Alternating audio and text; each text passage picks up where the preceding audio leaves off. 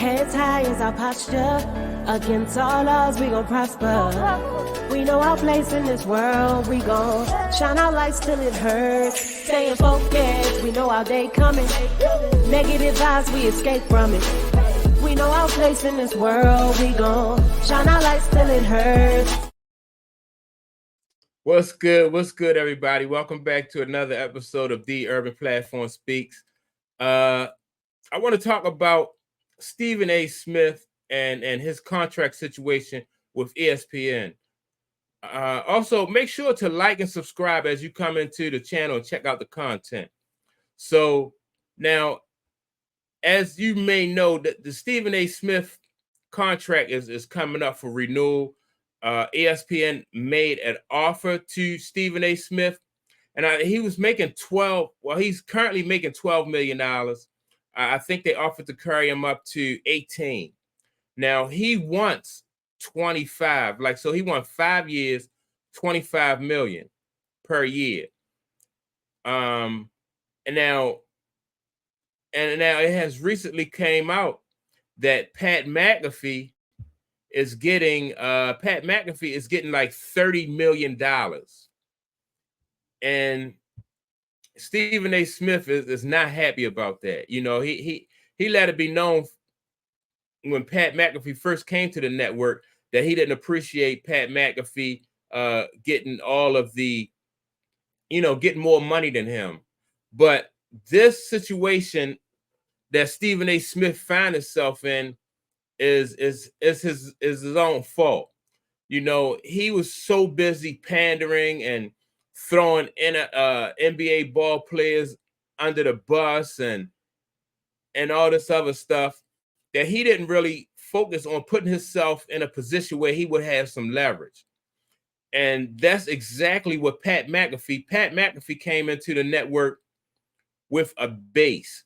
So he came in with his own base. He had a large social media presence, and that social media presence was allowed him to get the kind of money that he got.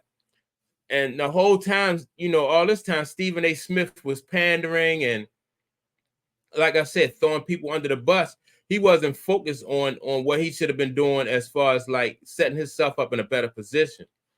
So he is really behind when it comes to having leverage. Like another person that has leverage is Shannon Sharpe. Like Shannon Sharpe has his own podcast. His podcast is doing very well. He's putting up numbers. And so again, the network ESPN see what Shannon Sharpe can do outside of their platform. And they see that, like, so people really, like he really has a following. But Stephen A. Smith, he was late to the party. He was late to the party. He tried to, get his own podcast. Once he seen what was, how the game is to be played, so he fell asleep at the wheel. And now he don't have the leverage that everybody else had, because like, he has he's getting a lot of subscribers on his channel, but I think ESPN may feel like Stephen A. Smith built his base off of their platform. So they're not really, they don't really think that that he's capable of building his base outside of their platform. Like they think he'll be limited. An example I can give you is like Jason Whitlock. Like Jason Whitlock, he burned so many bridges and made so many, had so much of a negative effect on players that Jason Whitlock is limited. He's doing okay on his platform, but he didn't get the kind of attention that he had when he was at ESPN or Fox. And I think Stephen A. Smith is in the same kind of situation as Jason Whitlock. Like, so if Stephen A. Smith was to leave, I think he would be probably just like Jason Whitlock. He burned so many bridges, he won't be able to get the interviews like Ryan Clark with the pivot he can get, because he don't have those relationships. Pat McAfee, like I said, he has relationships with NFL players. I mean, him and Aaron Rodgers are really close. I think Pat McAfee recently did an interview with Tom Brady, and Tom Brady don't do a whole lot of interviews. Shannon Sharp, he has relationships. He can do interviews. But Stephen A. Smith put himself behind the 8 ball, just like Jason Whitlock did. And now, ESPN felt like they got enough leverage to lowball him, offer him $18 million when he feel like he deserves 25 a year, and Pat McAfee is getting 30 a year.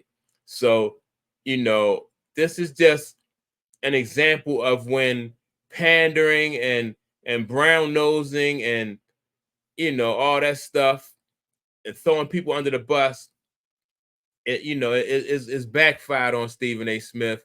And like I said, between Stephen A. Smith, Ryan Clark, Pat McAfee, Shannon Sharp, like Stephen A. Smith, they have Stephen A. Smith like probably working like 12-hour days. He'll be on one network, one show in the morning, then he'll do NBA, he'll do the game, halftime, and after the game. So, but it's his own fault. He can't blame anybody but himself. So let me know what you think. Let me know if you agree that Stephen A. Smith put himself in this position and he don't have any leverage. I don't even really think that ESPN is concerned about Stephen A. Smith leaving because, like I said, they made him. He didn't make the network made him. So yeah, let me know what you think. Make sure again to like and subscribe to the channel, and I'm looking forward to your comments. With that being said, peace, and I'll see you all on the next episode.